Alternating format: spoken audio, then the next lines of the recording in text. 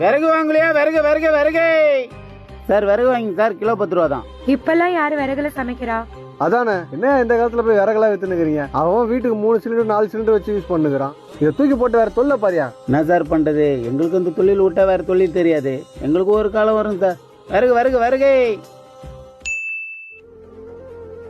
அண்ணா அண்ணா ஒரு நிமிஷம்னா. என்னம்மா?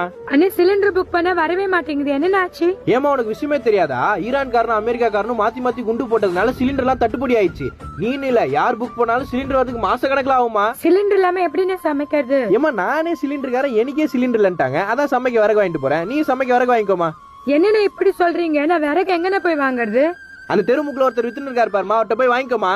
காலி ஆயிர போகுது. வாங்க வாங்க வாங்க. அண்ணா 100 ரூபா விறகு கொடுங்க. இந்த புடி.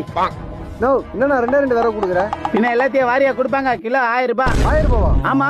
இது என்னன்னா அநியாயமா இருக்கு? ஏமா இஷ்டம் தான் வாங்க, இங்க நின்று வாரத்து கிடைக்காது. கிளம்பு. 1000 வாங்குறியா இல்லையா?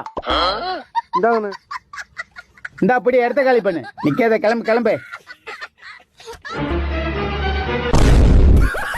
விறகு கொடுப்போம்.